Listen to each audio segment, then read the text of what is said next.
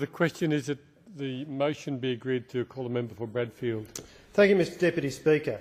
Mr Deputy Speaker, the essence of this motion is to recommend a new layer of bureaucracy, which supposedly is going to be the magic bullet to protect and stimulate manufacturing. There's going to be a requirement in the member's dream world that all major resources projects have an Australian industry participation plan. Mr Deputy Speaker, this is a bad idea which goes in the wrong direction.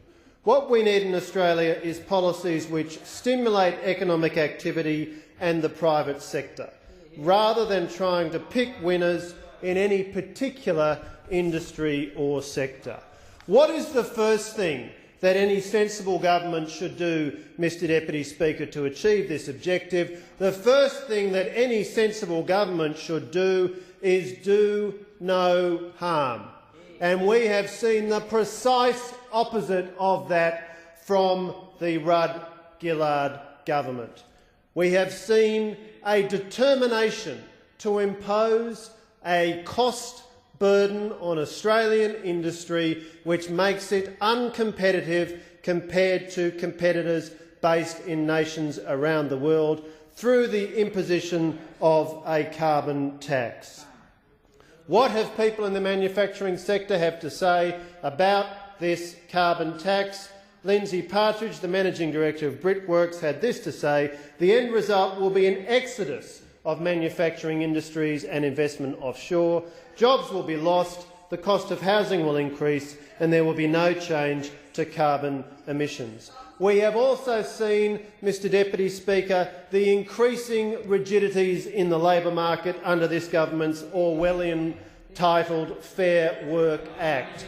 Do no harm should be the first principle, Mr Deputy Speaker. This government has been enthusiastically doing everything it can to interfere with the productive operation of Australian industry. And what are they now suggesting? They're now suggesting Australian industry participation plans. What a useless piece of window dressing, Mr Deputy Speaker. And let me speak with some direct experience, because in the telecommunications sector in 1997 there was imposed a requirement for carrier industry development plans. And didn't this emerge from the very same worthy impulse that government can make things better by imposing the requirement for a plan? Mr Deputy Speaker, I was a senior executive at Optus for 8 years. I had accountability for the production of the industry development plan, and let me assure you, Mr Deputy Speaker, it was a useless waste of time. Time-consuming, costly and cumbersome, and made not one bit of difference to the very considerable contributions made by Optus and other companies in the telecommunications sector to industry development. So despite the best instincts of the member for Throsby to engage in well-meaning government intervention, nice pieces of paper to be filled out in an earnest and worthy way, Mr Deputy Speaker, the experience is that these kind of measures make absolutely no difference, a point which was accepted by the Productivity Commission, which in 2001 recommended repeal of the completely useless industry development plan regime, and one can only imagine the horror with which the Productivity Commission would view this particular recommendation from the member for Throsby. Mr Deputy Speaker, what would be a more sensible direction for us to pursue to promote economic activity and to ensure the benefits of the resources boom are captured as widely as possible? An intention which, being charitable, Mr Deputy Speaker, I am prepared to concede underlies the intention of the member for Throsby in bringing forward this manifestly ill-conceived motion this evening.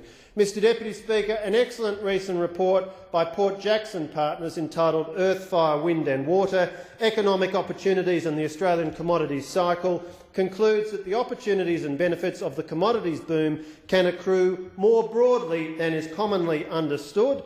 They recommend an approach which is focused on building capacity and enabling growth by accelerating and streamlining the development process and by enacting other support policies, such as a less expansive fiscal policy. I don't hear much support for that from the government benches. by appropriate tax policies and by the encouragement of foreign investment. Let's do sensible things, Mr Deputy Speaker, to encourage manufacturing rather than another earnest and useless bureaucratic measure.